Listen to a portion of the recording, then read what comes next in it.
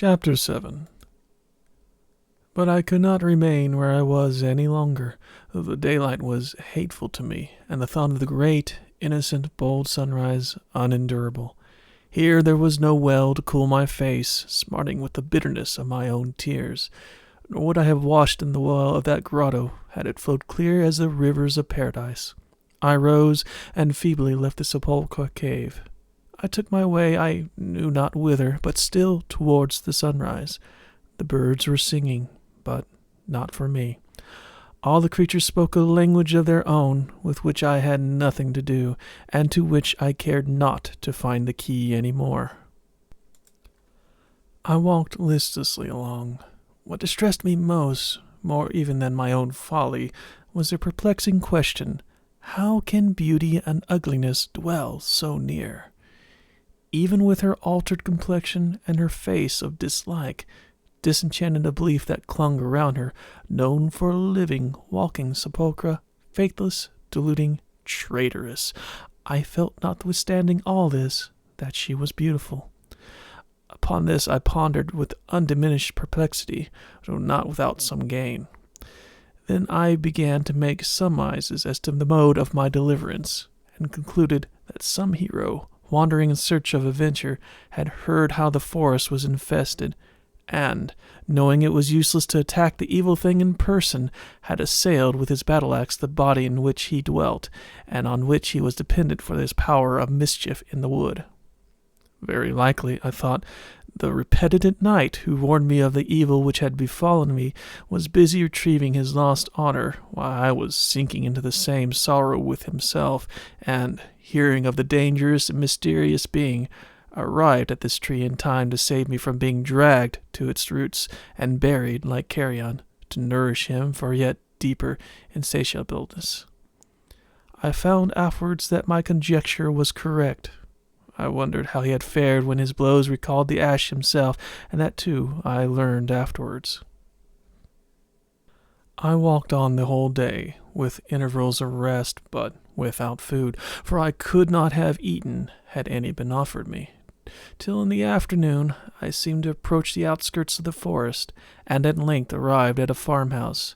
An unspeakable joy rose in my heart at beholding an abode of human beings once more, and I hastened up to the door and knocked. A kind-looking, matronly woman, still handsome, made her appearance, who, as soon as she saw me, said kindly, "Ah, my poor boy, you have come from the wood. Were you in it last night?" I should have ill endured the day before to be called boy, but now the motherly kindness of the word went right to my heart, and, like a boy indeed, I burst into tears. She soothed me right gently, and leading me into a room, made me lie down on a settle, while she went to find me some refreshment. Soon she returned with food, but I could not eat. She almost compelled me to swallow some wine when I revived sufficiently to be able to answer some of her questions. I told her the whole story. "It is just as I feared," she said. "But you are now for the night beyond the reach of any of these dreadful creatures. It is no wonder they could delude a child like you. But I must beg you, when my husband comes in, not to say a word about these things, for he thinks me even half crazy for believing anything of the sort. But I must believe my senses, as he cannot believe beyond his, which give him no intimations of this kind. I think he could spend the whole of Midsummer's Eve in the wood and come back with the report that he saw nothing worse than himself. Indeed, good man, he would hardly find anything better than himself. He had 7 more senses given to him. But tell me how it is that she could be so beautiful without any heart at all, without any place even for a heart to live in." "I cannot quite tell," she said, "but I'm sure she would not look so beautiful if she did not take means to make herself look more beautiful than she is. And then, you know, you begin by being in love with her before you saw her beauty, mistaking her for the lady of the marble. Another kind altogether, I should think. But the chief thing that makes her beautiful is this, that although she loves no man, she loves the love of any man, and when she finds one in her power, her desire to bewitch him and gain his love, not for the sake of his love either, but that she may be conscious anew of her own beauty through the admiration he manifests, makes her very lovely, with a self-destructive beauty, though, for it is that which is constantly wearing her away within, till at last decay will reach her face, and her whole front, when all the lovely mask of nothing will fall to pieces, and she be vanished forever. So a wise man whom she met in the woods some years ago, and who, I think for all his wisdom, fared no better than you, told me, when, like you, he spent the next night here, and recounted to me his adventures. I thanked her warmly for her solution, though it was but partial, wondering much that in her, as in the woman I met on my first entering the forest, there should be such superiority in her apparent condition. Here she left me to take some rest, though, indeed, I was too much agitated to rest in any other way than by simply ceasing to move. In half an hour I heard a heavy step approach and enter the house. A jolly voice, whose slight huskiness appeared to proceed from overmuch laughter, called out, "Betsy, the pig's trough is quite empty, and that is a pity. Let them swill, lass. They're of no use but to get fat. Gluttony is not forbidden in the commandments."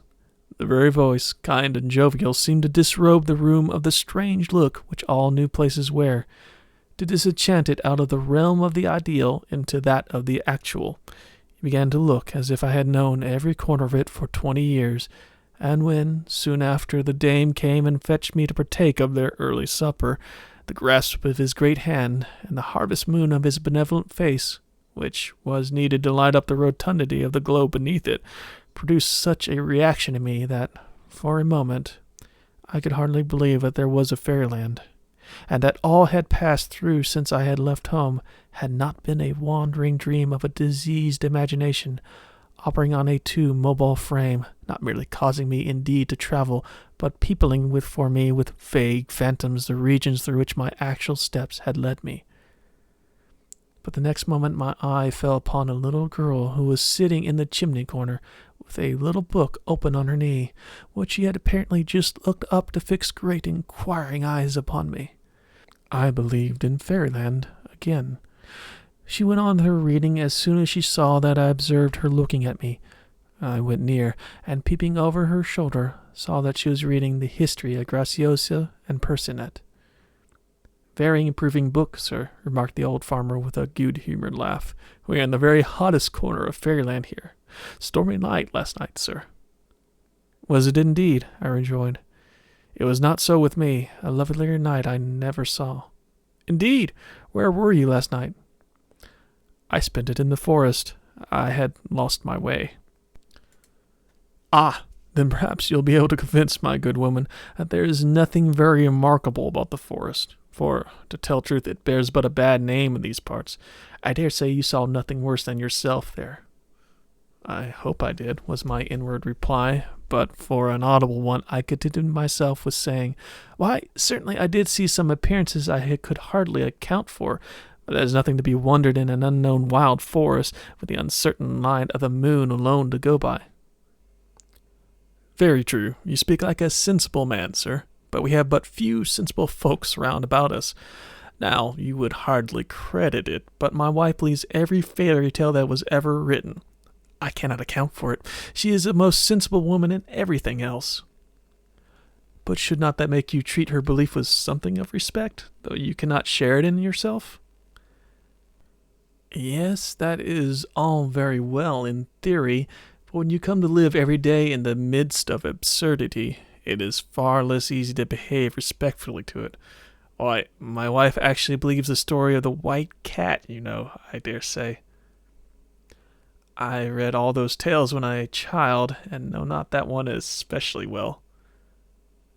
"But, father," interposed the little girl in the chimney corner, "you know quite well that mother is descended from that very princess who was changed by the wicked fairy into a white cat.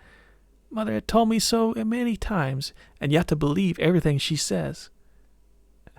"I can easily believe that," rejoined the farmer with another fit of laughter. "For the other night a mouse came gnawing and scratching beneath the floor, and would not let us go to sleep. Your mother sprang out of bed, and going as near as she could, mewed so infernally like a great cat, the noise ceased instantly. I believe the poor mouse died of the fright, for we have never heard it again." The son, an ill-looking youth who had entered during the conversation, joined in his father's laugh, but his laugh was very different from the old man's. It was polluted with a sneer. I watched him and saw that, as soon as it was over, he looked scared, as if he dreaded some evil consequences to follow his presumption. The woman stood near, waiting till we should seat ourselves at the table, and listening to it all with an amused air, which had something in it of the look with which one listens to the sententious remarks of a pompous child. We sat down to supper and ate heartily. My bygone distresses began already to look far off. "In what direction are you going?" asked the old man. "Eastward," I replied, or I could have given a more definite answer. "Does the forest extend much further in that direction?" "Oh, for miles and miles. I do not know how far, for although I have lived on the borders of it all my life, I have been too busy to make journeys of discovery in it. Or do I see what I could discover? It is only trees and trees till one is sick of them. By the way, if you follow the eastward track from here, you'll pass close to what the children say is the very house of the ogre that Hop-o'-my-thumb visited, and ate his little daughters with the crowns of gold." "Oh, father, ate his little daughters?" "No, he only changed their gold crowns for nightcaps, and the great long-toothed ogre killed them in mistake. I do not think even he ate them, for they were his own little ogresses." Well, child, you know all about it a greater better deal than I do. However, the house has, of course, in such a foolish neighborhood as this, a bad enough name, and I must confess there's a woman living in it, with teeth long enough and white enough, too, for the lineal descendant of the greatest ogre that was ever made. I think you had better not go near her." In such talk as this the night wore on. When supper was finished, which lasted some time, my hostess conducted me to my chamber. "If you had not had enough of it already," she said, "I've had you put in another room, which looks towards the forest, and where you most likely have seen something more of its inhabitants, for they frequently pass the window, and even enter the room sometimes. Strange creatures spend whole nights in it at certain seasons of the year. I am used to it, and do not mind it, nor does my little girl who sleeps in it always. But this room looks southward towards the open country, and they never show themselves here. At least, I never seen any." I was somehow sorry not to gather any experiences that I might have of the inhabitants of Fairyland, but the effect of the farmer's company and of my own later ventures was such that I chose rather an undisturbed night in my more human quarters, which, with their clean white curtains and white linen, were very inviting to my weariness. In the morning I woke refreshed, after a profound and dreamless sleep. The sun was high when I looked out the window, shining over a wide, undulating, cultivated country. Various garden vegetables were growing beneath my window. Everything was radiant with clear sunlight. The dewdrops were sparkling their busiest. The cows in a nearby field were eating as if they had not been at it all day yesterday. The maids were singing at their work as they passed to and fro between the outhouses. I did not believe in Fairyland.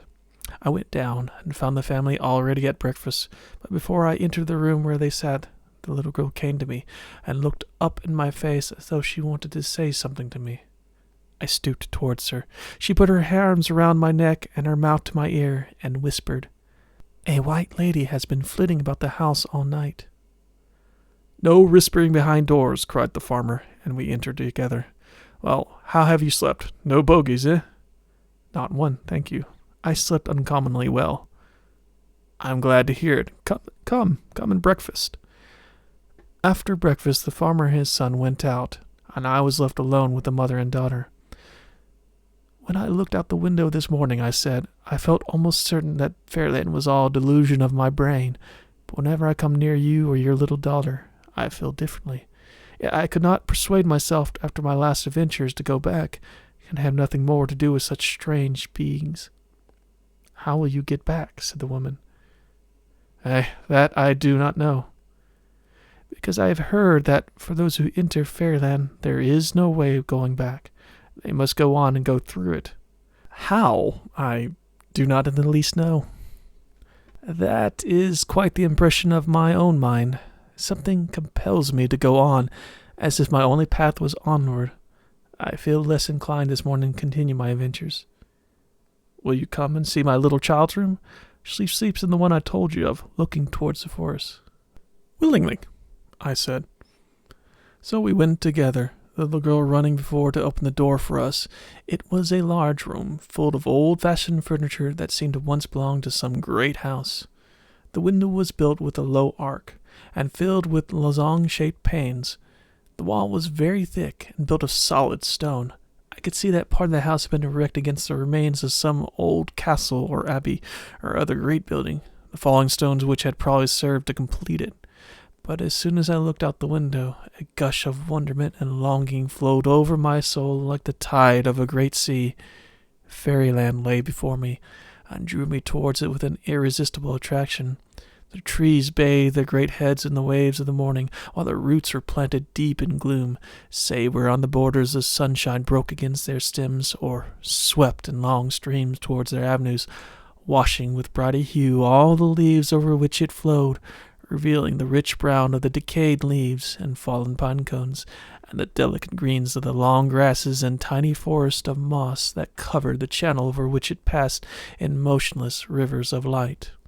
I turned hurriedly to bid my hostess farewell without further delay. She smiled at my haste with an anxious look. "You had better not go near the house of the ogre, I think. My son will show you another path, which will join the first beyond it." Not wishing to be headstrong or too confident any more, I agreed, and having taken leave of my kind entertainers, went into the wood, accompanied by the youth. He scarcely spoke as we went along, but he led me through the trees till we struck upon a path. He told me to follow it, and with a muttered good morning, left me.